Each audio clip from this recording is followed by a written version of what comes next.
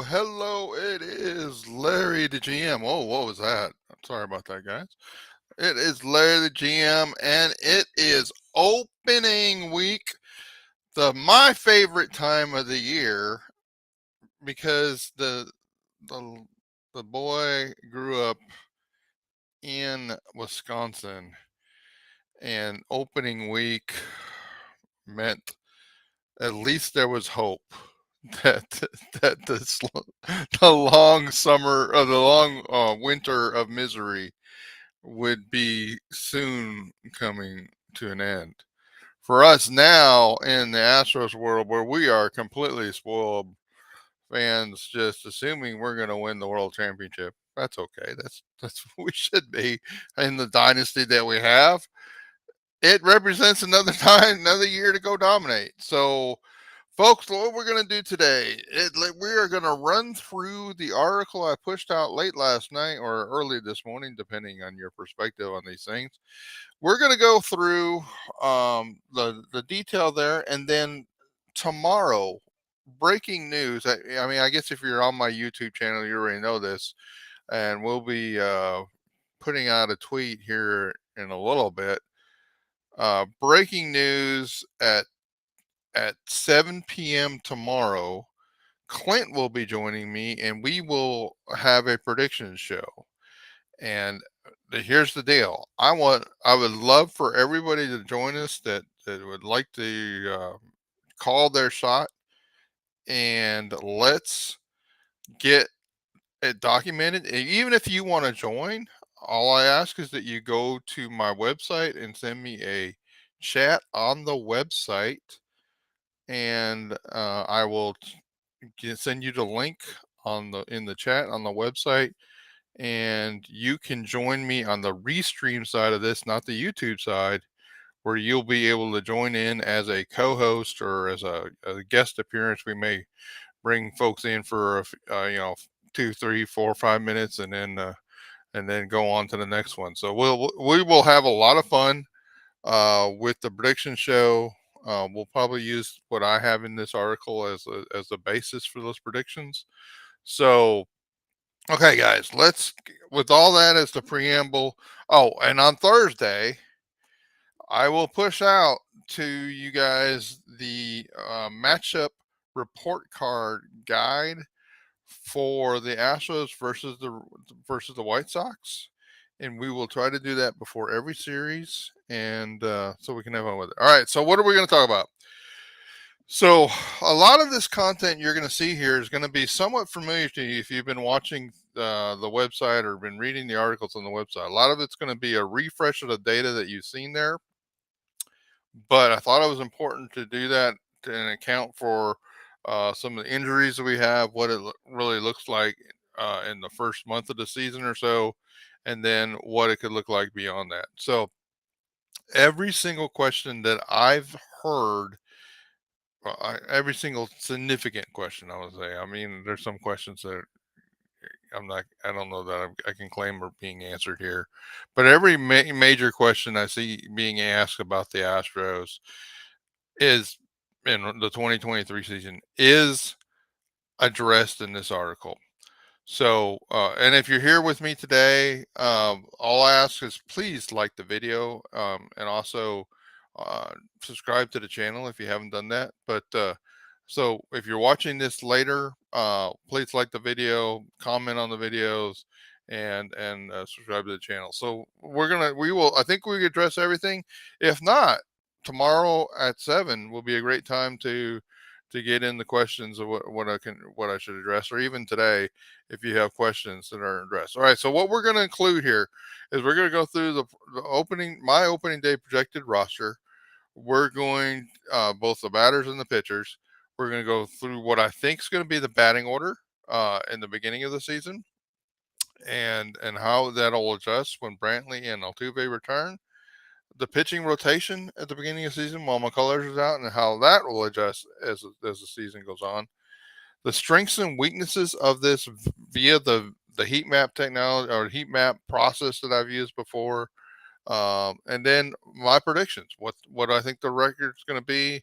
Will they win the West? What will they do in the postseason? who's going to be their batting MVP, who's going to be their pitching MVP, who's a surprise player, and who's going to be the best rookie. All right. And then we'll end this article and end our discussion today with um, two trades I would make. And then at the end of all that, guys, I'll take questions. Say, hey, Larry, what about this? Can you address this in this article? And I'll do that. Okay. So that's where we're going today. Now, before I get into this, one of the things I want to say, because I think there's some confusion when I put out this data, is that people think when they see my letter grades here, they think I'm grading these players, and they're really pissed off at me for grading like Jeremy Pena C. Like, guys, you can go back in some of the other articles. I could take the time to show you, but I'm not going to today. There is a grading system I built based on WRC plus for the pitchers. I mean for the hitters, and based on FIP for the pitchers, and the predicted WRC plus predicted FIP, and I classified that into different grade levels, just so that we're not focused on whether it's a 105 or 107 WRC plus. Let's focus on the 105 and 107. Really don't make any. They're both C level players, um, and so that what that means is that I tried to put it into a paradigm that's we're very used to understanding. Like, everybody knows what feels like to make an A in a class, and everybody knows what it feels like to make a C or D or even an F in a class, right? Um, so that's what this is built on. So what we have in this guide, and we'll start with the position players. This is I predict the roster is going to be for the position players, what their grades are in the projections based on the WRC plus, and what those grades were last year based on WRC plus actual. So you can see from the position players, of course, Maldonado's starting catcher. Abreu, you can see that he's actually a B. Now his bat's an A, but let me warn everybody, and maybe I should write this in there. Abreu's defensively, it's gonna be, and this may shock people because they read my Gurriel articles. He's worse than Gurriel defensively.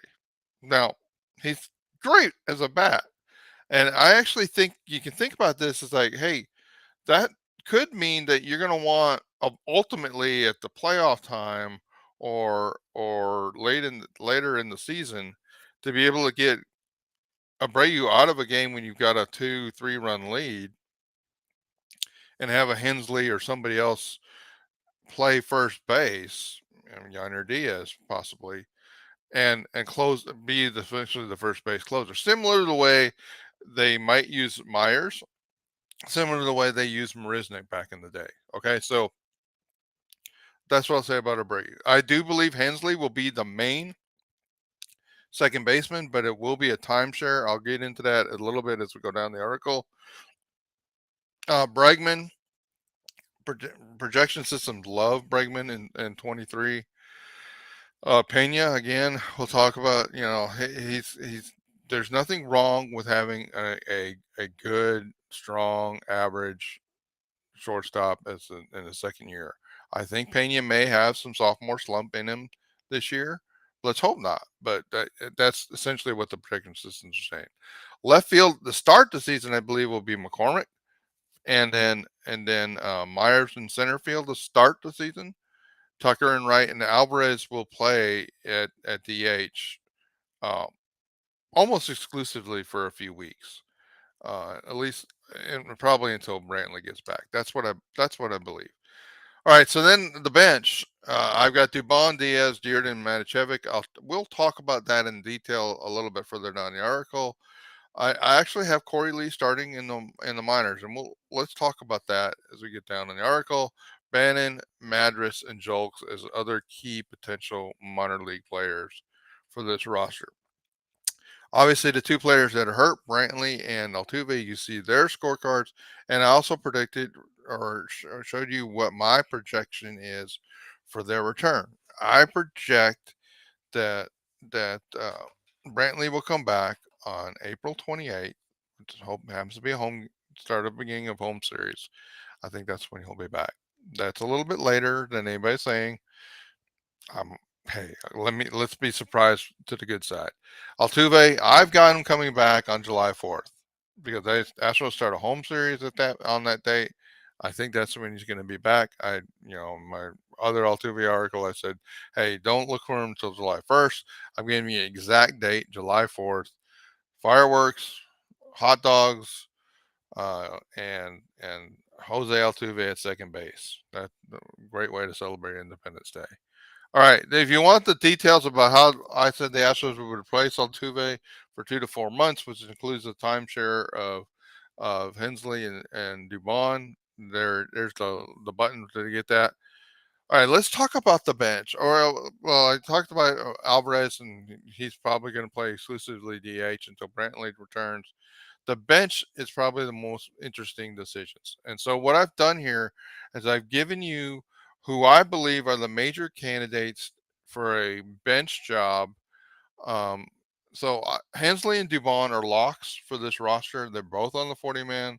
They're both going to be sharing time at second base. Dubon will be I guess a fourth outfielder beginning of the year, or a fifth outfielder after Brantley returns, maybe a sixth if you call Alvarez a left fielder. So um, Dubon shares an important role as a backup infielder for this team. Hensley shares a role as probably the primary starting second baseman, who has some utility as can swing to other positions. So those two are locks. Either Diaz or Lee it's going to make this team. Obviously, question is, will both make the team? I don't think so. Here's what I think, and I've talked about this before. Here's what I think is going to happen. Based on spring training, I think this team is going to. I don't know how you can look at Yonder Diaz and say, "Sorry, you didn't do enough. you, we're going to send you to AAA." Um, I don't necessarily know how you can do that to Corey Lee, except like, hey, Yonder Diaz just beat you out. But here's the deal: we're going to send you we're going to send you to Sugarland in 5-6 weeks. If Yonder Diaz is not raking as much as we want, or if some of these other guys we're about to talk about are not performing well, then we're going to either bring you in and take Yonder Diaz down to AAA, or we're going to have you guys both here. Part of that will depend on what's happening, right? And part of that will depend on what the roster turnover will look like with Brantley. And we'll talk about that when Brantley gets back. So consider that it's kind of a timeshare between uh, uh, Yonder Diaz and Corey Lee. I think it could happen all year long that they're going to be uh, 4, 5, 6 weeks in the majors, then go down to AAA, play every day there, and then come back to the majors and play relatively sparingly, and then some backup and some pinch hit roles late in games. So I think that could happen. Now, if let's say a Matichevich or Dearden struggles, then all bets are off, and I think both of them could be here. That I think that's the way to look at it. And so we basically have a pick three once we get past Hensley and Dumont. So pick either Diaz or Lee, and then pick Matichevich or Dearden or both. So three of those four. Now there's some long shots that people are talking about. Corey Jokes, Bly Madras, Machado, and Bannon. I think Bannon was brought up by the organization as possibly being an infield utility guy that they have interest in. Here's the stats for each one of these in last year's stats versus lefties versus righties, their OPS, their plate appearances, at the level they were at. You can get an understanding of where these guys have been. Obviously, Dearden and Diaz are the best bats among this group. But look at these projected stats, guys. Number one, Dubon is projected to have a 684 OPS. That is way better than anybody in Astros Twitter thinks about Dubon. In fact, it's a slightly better projection for Dubon than Hensley. I don't agree with that, That's what the projection systems is saying about Dubon. Now, Dubon has not been the train wreck of a hitter that he was in for the Astros in 22 through his career. That would be that wouldn't be completely out of range for Dubon. And in fact, if you play Dubon more versus more lefties versus the righties, I mean, let's just keep Dubon from hitting versus right-handed pitchers, and we make it a very productive Dubon in that case. But look, Lee here and Diaz 721 above average, major league hitter by 22 standards. But then basically the rest of these guys are really close. Maticevic 697, Durden 696, Joke 692, and then Madras, Machado, and Bannon all a step down from that. Lee, right there with the latter three I just mentioned. Lee has done better than maybe the projection systems think he's going to be. So this is part of the reason I think the Astros start with Diaz, send Lee down, say prove it over our next 4, 5, 6 weeks. Then we'll see where we are with Brantley coming back, other injuries we might have, and how Manischewitz and Dearden are doing. And that's how we're going to determine your playing time for the rest of the season. There would be a lot of great flexibility to have those three catchers, especially with Diaz and Corey Lee both having some positional flexibility. So we'll see if they can see how that plays out. But that's what I would actually suspect. So here you go. That's what basically I said it. Well, I gave you what I say it's going to happen. I think Maticevic and Dearden on day one will both be on the roster because without Brantley in the lineup, having another left-handed bat you can use as a threat to pinch hit for Dubon when he's starting, or pinch hit for Maldonado. It'd be really nice to have those two left-handed bats versus a righty pitcher. Okay, so that's what I think is going to happen. All right, let's look at the pitching. So there you have the five starters. I believe the Astros will start the season with five starters. You can actually go through the schedule, and you'll see that there's basically 5 game chunks, 6 game chunks, 6 game chunks, 6 game chunks, 6 game between days off, all the way till May 26th. Then on May 26th, the Astros play 17 straight days. I believe the Astros can use five starters through that entire period of time until May 26th, and then they're going to have to make a decision about, do we want to stay with the five starters or do we want to go with the six starter? Some of that will depend what's happened in the minor leagues for the players that don't make this roster. Some of that will depend on what the five starters are doing. Some of that will depend on. I have Blanco projected as the long reliever in there. Some of that will depend on Blanco. Do we want to move Blanco in as a sixth starter, and then maybe if B likes doing well, we'll put him in long relief, and we'll send either Martinez back to the minors or we'll DFA Maton. And that's essentially the decision process they'll have to go through. So you can see the grades and how they compare to what their grades were in 22. Obviously, Brown had a very short period of time in 22. One of the most shocking things here is the projection systems really don't love Javier. We all love Javier. Okay, let's hope that they're wrong, but Javier maintains who he was in 22. You see that they do expect a slight step back from um, the Montero Abreu in there. It's a little step back. Stanek a pretty significant step back. Stanek's FIP was significantly different than his ERA. So just understand that, okay? His FIP was still good, but it wasn't the what a 1.15 ERA or whatever it was. So all right, so there's your pitching. Obviously McCullers. I don't know when McCullers is gonna be back. Here's the commitment I've made to myself about Lance McCullers.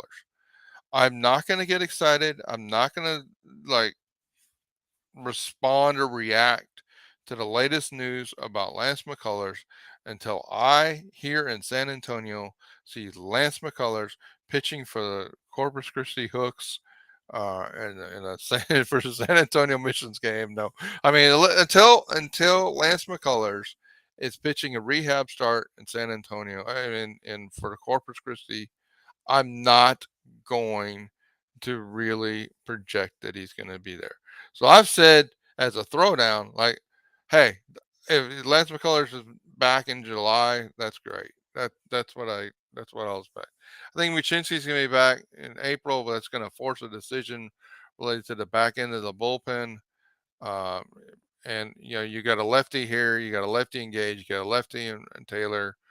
What will the Astros bring one of those in, or will they make a trade for a left-handed relief pitcher?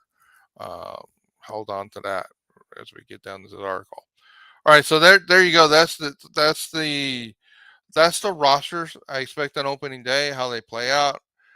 Let What I've done next in this is I've given you kind of the steps, and we talked a little bit about this as I talked through that, but you've got where I think the batting order is going to be on day one. I do believe the Astros have signaled through their usage playing time that Jeremy Pena will be batting leadoff. Um, and so, and part of really what was helping Pena the most in that number two hitting role, was that he was being protected by Jordan Alvarez and other great batters around him. So if you can get Pena with a Bregman and or Alvarez behind him or Tucker behind him, maybe he still sees this decent pitch selection.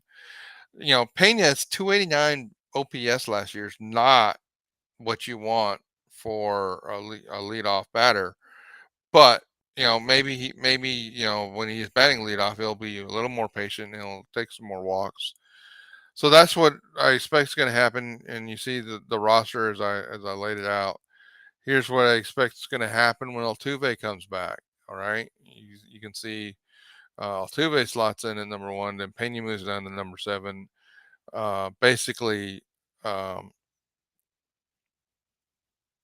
this is also when Brantley's in the lineup. You see that Myers comes out and Hensley comes out of the lineup at that point. So Hensley and Myers come to the bench. The bench becomes Hensley, Myers, Dubon, and Diaz. Interesting thing. What happens if Dearden and Manichevic are raking, or either or are raking at that point? I don't know. I don't. Let's. I would love to see that. Let's see what happens. What happens if these young guys rake in the month before Brantley gets here? And like, are you really going to send Justin Dearden, a lefty lefty pinch hit bat to back to AAA if he's been raking all spring and then rakes through the first month of the season? I don't know what the option is. I mean, the option could be trade Myers. I mean, I guess that's possibly what they could do. Um, and here's what I've already boldly predicted: the Astros will be in the postseason, and giving you what I believe will be their postseason roster, where they will carry 14 batters. So, and which basically means they have both Lee and Diaz available and liberally pinch hit for Maldonado in that. And there you see the major minor league players, what they will look like through the season. All right, pitching staff. I believe, as again, I believe this Astros start out with five, and then I believe through the season when Colors comes back, they will go to a 6-man rotation at that point. I think this team would prefer to have a 6-man rotation during the periods where there's long stretches of games. But that means that you're going to lose somebody, Phil Maton or Seth Martinez out of the bullpen. And also, like, let's pay attention to what the lefties are doing in the minors. Because if Gage is doing really well, Gage has done well this spring. If Gage is doing really well, if Muchinski is doing really well, this one of these lefties is going to be on this team. And so I don't have it predicted because in the postseason, I think they're going to go 12 pitchers. But I would not be surprised that, one of these 6 starters, I got Urquidy down as not the starter in that. I wouldn't be surprised again if they choose not to carry 6 starting pitchers, seven if you call Blanco a starting pitcher, which I think he'll be a swing starter, long reliever. I could see them going with a lefty reliever. That's assuming that is putting the cart before the horse. Before opening day, Larry, the GM, is talking about the postseason roster. I think it's important to do that because I think it'll help you understand the decisions they're making. Like, why are they doing this? Well, they're doing that so that in the postseason they know who they can count on in those leverage situations. All right, so let's talk about strengths and weaknesses. Are we crazy to think the Astros are going to make the postseason? Well, certainly not. They're the world champions, right? So this, maybe I should blow this up. All right, click on the picture. There you go. You can get the full version of that. In case you didn't know you can do that, you just click on any picture in the Larry the GM article, and the the detail of it, or you get it blown up or expanded. So this is what the heat map. These are the wars for each one of the positions, and you can see along the Astros line here. Where the relative strengths and weaknesses are. Obviously, catcher, as long as Maldonado is going to have more than half of the playing time, it's going to be, the projection systems just don't love them Maldonado as much as you do. You can see here in center field, the Astros are lagging, and a little bit in shortstop, but that's still a healthy war from a shortstop. The starting pitching is very average at 14th ranked. And so I think there's some caution. All right, so what does that lead? This means the Astros at 48.2. I think that's seventh. We'll go back to the article in a minute. 48.2 projected WAR for this team, and you can compare that.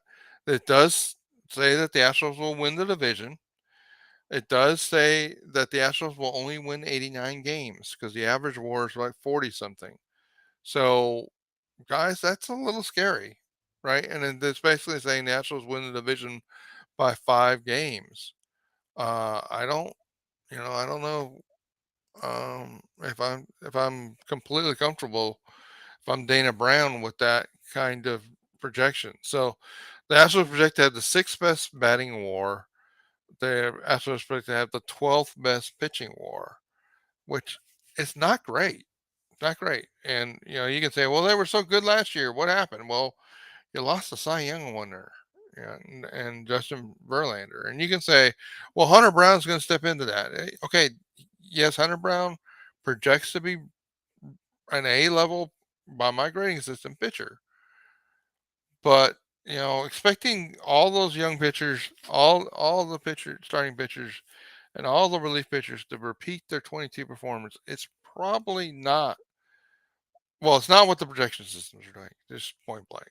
All right, so the strengths of this team: left field is second highest in WAR. That's because it shows Alvarez playing more than actually I think he's going to play there. To be completely honest with you, I don't think left field is really that big of a strength.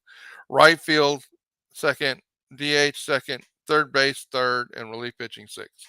Those are the strengths. Now we're used to being able to say second base in that list, but we can't this year. Weaknesses: catcher 29th WAR. Again, as long as Maldonado is catching half the games, that black hole of offensively, you know, is going to be a problematic from a WAR delivery standpoint. Center field at 23rd. I this is where I'm. This is the data. This is what the data says. I don't think it's going to be that bad in center field, and I don't believe shortstop's going to be the 20th WAR. Okay, but I show you what the data says, the conclusions one might reach from that, and then a little bit of what I said. So here's my official Larry the GM predictions. Almost 30 minutes into the show. Okay. I believe the Astros are going to beat what that model says they're going to be, and they will win 92 games. That's far lower than what Vegas has them at, which I think is like 98 and a half. That's because I think Astros fans and casual fans are betting on the Astros. Um, so I think they're gonna win about 92 games. I think that'll be enough to win the AL West, but I think it's gonna be about that 4 to 8 games is what I said in here. I'll go with that. If the Astros win this division by 6 games, I think that is perfectly predictable and should be kind of the roller coaster challenging ride you should expect this year. Um, I believe the Astros are going to lose in the ALCS. I almost wrote ALDS there, but I think that this team will be a better postseason team than it will be a regular season team. Just because we'll get Altuve back, just because I think some of the young guys will be even better by the end of the year than they are the beginning of the year. So, but I think there's a lot of, and you can see them when we go back up to the heat map. You can see who in the AL. You've got the Guardians and the Twins in a dogfight for the AL Central. The Yankees, the Blue Jays, the Rays, and then you've got the teams of the Astros. So basically, if you force me to predict, I think the Blue Jays are going to the World Series out of the American League, guys. Just to let you know. Okay. So batting MVP, I bet on Tucker. We went on a trip to Vegas. I put my money on Tucker and Alvarez. I believe Tucker is going to be the MVP for the Astros. I believe that Kyle Tucker is going to be the MVP of the American League. So I'm sticking with that. Pitching MVP. So here's the thing.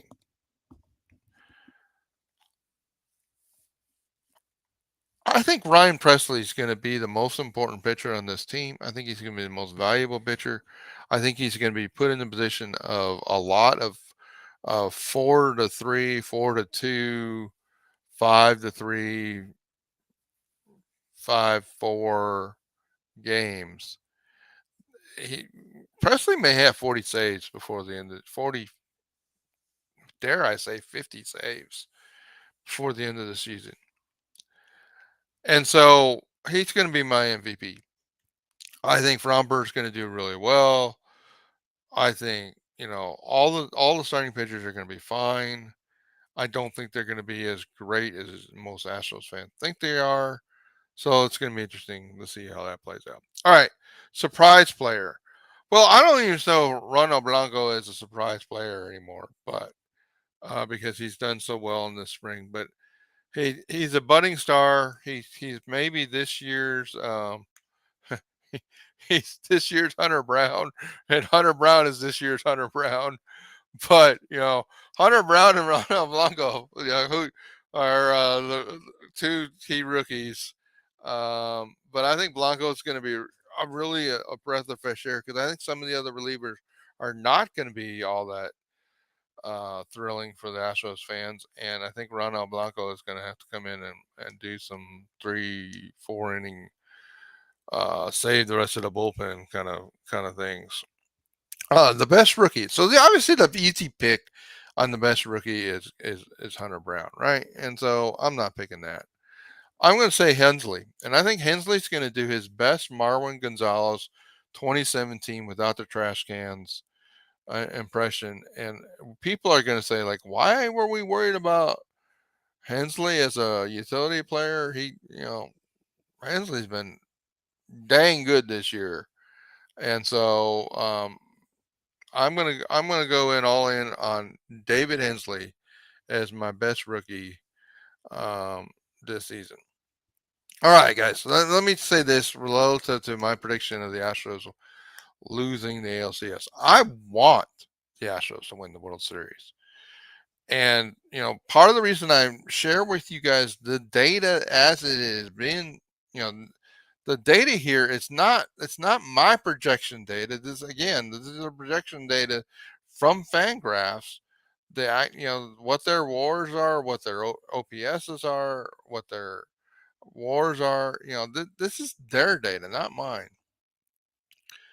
But I think in discussing that and being clear with each other what the weaknesses are, and Should be the what the front office is doing. This is what Dana Brown is looking at.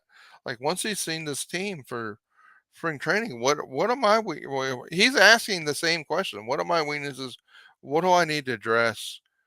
Um, I'm predicting what I think will happen, not what I hope happens, guys. All right, so what can Dana Brown do to increase the odds, Larry? Like what are you worried about? All right, well, number one, we're not fixing catcher, we're not fixing center field, and we're not fixing shortstop. Okay, maybe we fix center field, but we've got like five different options, and Dearden and Melton and other players coming in the outfield. Drew Gilbert may even make the team late 23. He's definitely making the team in 24.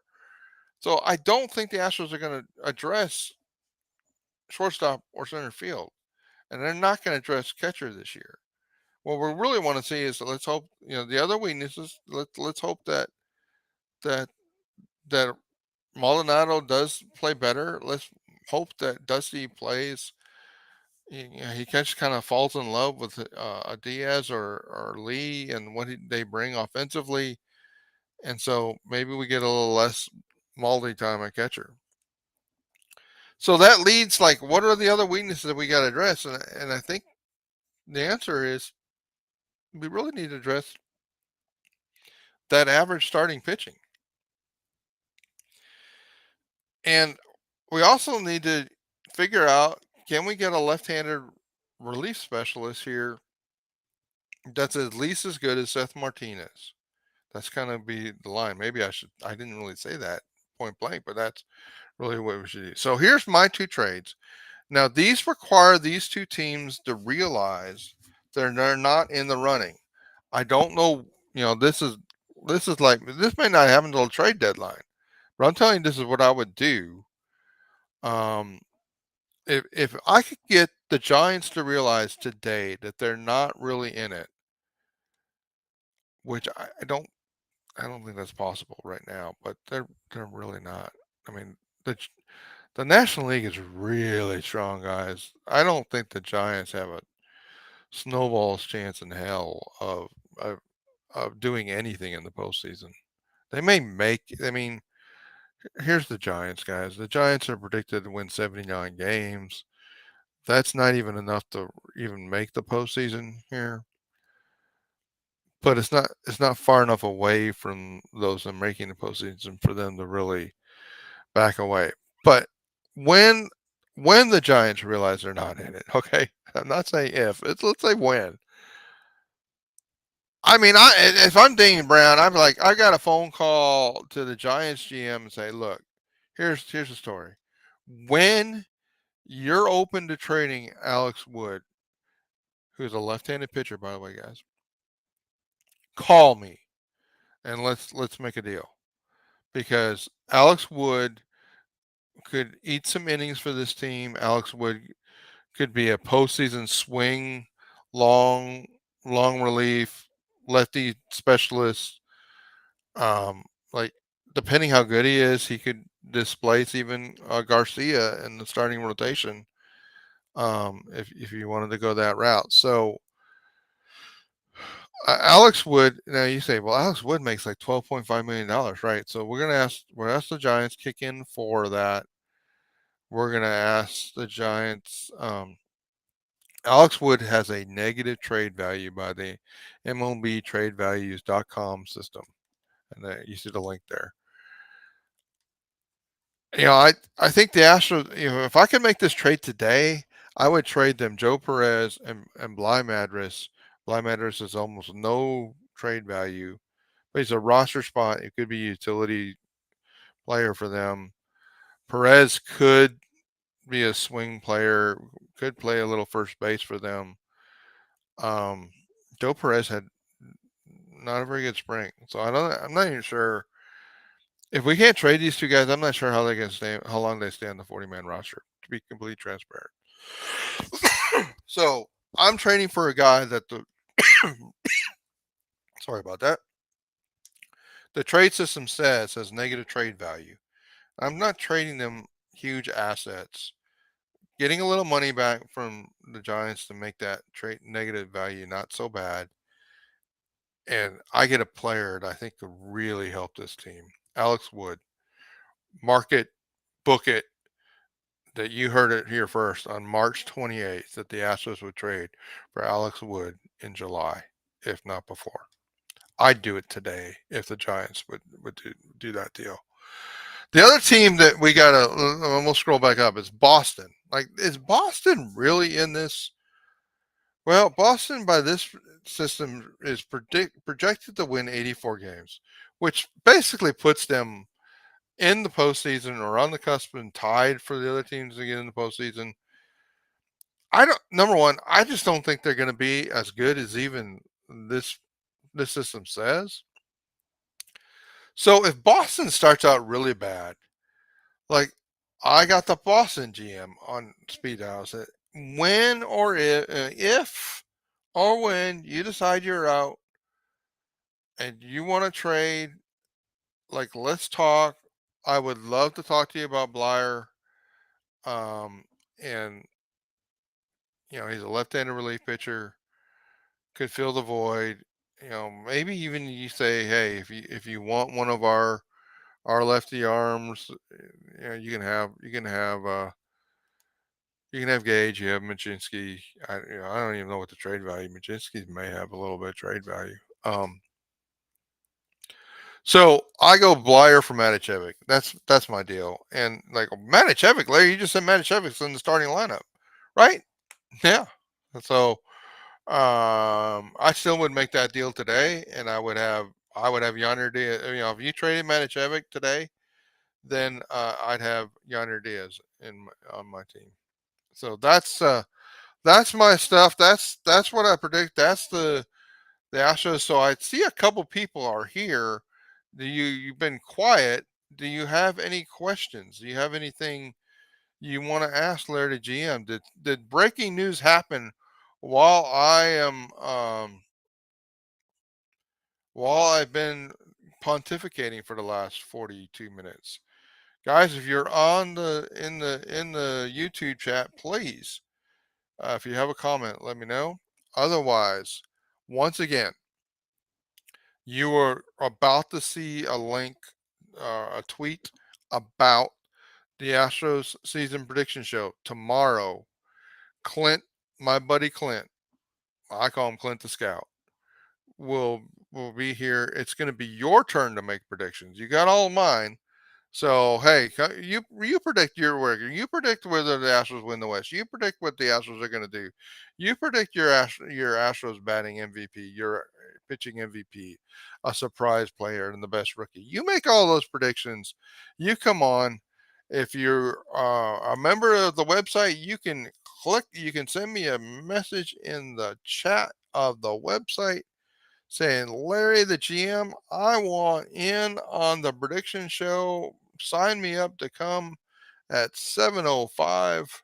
You'll get your shot to lay out your predictions. And let's call your shot. Get documented on your YouTube so that when your genius predictions come true, you can say, look, I am on video, or otherwise I'm in the chat and Larry the GM is reading my predictions, or Clint the Scout is reading my predictions. Um, I knew all along. And then on Thursday, um, we will give you the Chicago White Sox scorecard, which will look basically very similar to these things, right? We're gonna sorry, go out.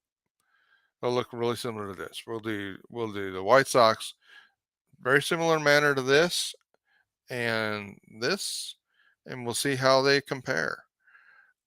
So guys, if you've been here with me, please like the video, subscribe to the channel. Let me know what you want to see on the website, and and comment on the video. Thanks, guys. I appreciate it, and we will talk to you tomorrow. Later.